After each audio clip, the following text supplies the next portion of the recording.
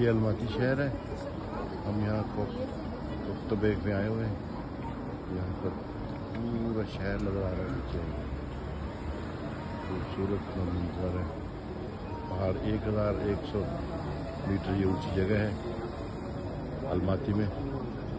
कुतुब इस जगह का नाम है। ये रेस्टोरेंट है सामने। इधर सारे दोस्त भी यहाँ फिर रहे हैं, मूवीज बनाने। खूबसूरत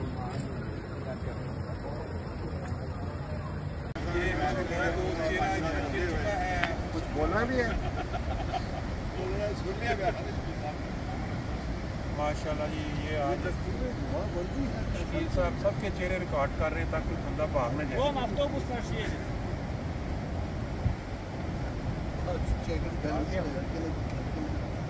सही बात।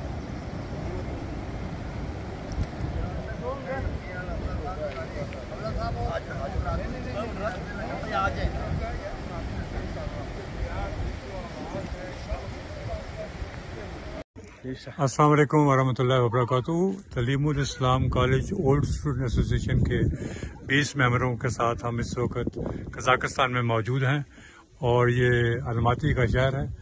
और इस वक्त हम अलमाती के शहर के नज़दीक एक झील की सैर करने के लिए आए हुए हैं।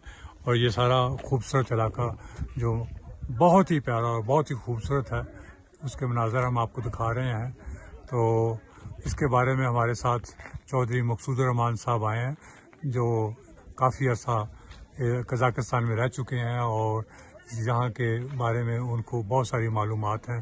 तो इस वक्त हम तकरीबन सतह ज़मीन से 4000 फुट की बुलंदी पे हैं और हमें तकरीबन 2 घंटे लगे हैं ऊपर पहुँचने तक अलमाती सिटी से। तो अब हम उनसे कुछ मालूमात लेते हैं। जी जोई साहब, आप बताएं जी। वालेकुम सलाम वरहमतुल्लाहि। जैसा कि सर साहब ने बताया, मुझे यहाँ 5 साल रहने का मौका मिला है 94 से 95 तक। और अलमाती शहर से हम इस वक्त 1 घंटे का सफ़र करके तकरीबन यहाँ पर पहुँचे हैं। और इस झील का नाम है और इस इलाके को स्काया कहते हैं। आमतौर पर जब किसी इलाके का लफ्ज़ आता है तो स्काया का लफ्ज़ रशियन में देखते हैं हम साथ। और इन पहाड़ियों के लिए भी स्काया का लफ्ज़ ही इस्तेमाल होता है।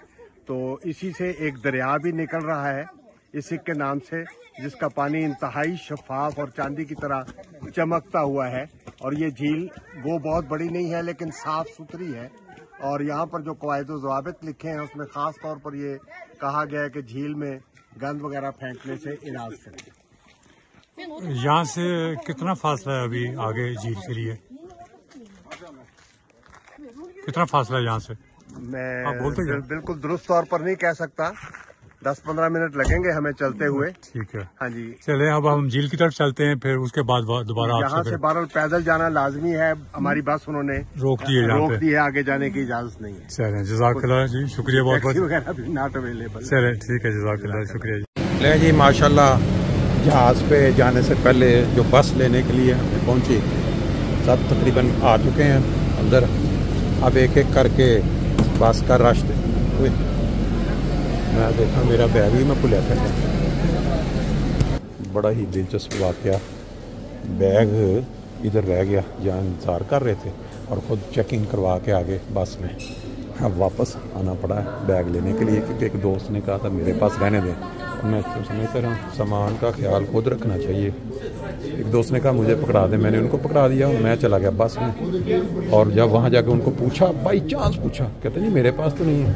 फिर वापस आना पड़ा, यहाँ से दोबारा लिया नहीं, दोबारा एक दफ़ा अगली बस में सामान लेके, नहीं तो आज फिर रात हो ही जाना था तकरीबन। साथ साथ आपको दिखाते हैं किस तरह जो जहाज लैंड करने के बाद इस जगह पे पहुंच रहा है, यहाँ उसने सवारियाँ उतार ली। बाकी कुछ जहाज जो आपको साइडों पे नज़र आ रहे हैं, उस साइड पर ये लाजमन अभी कुछ लेट देर के बाद फ्लाइट कर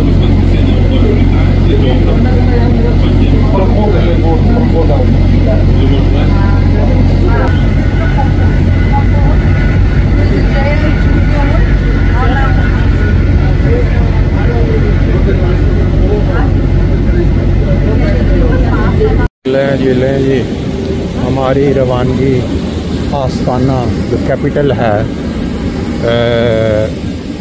कज़ाकिस्तान का, उसके लिए।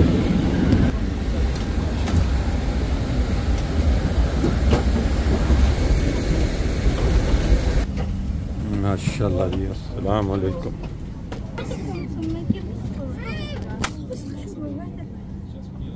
ये जी जहाज़ के अंदर अब अपनी अपनी सीटों की तरफ रवाना। इंशाल्लाह घंटे के बाद हम पहुंच जाएंगे वहाँ।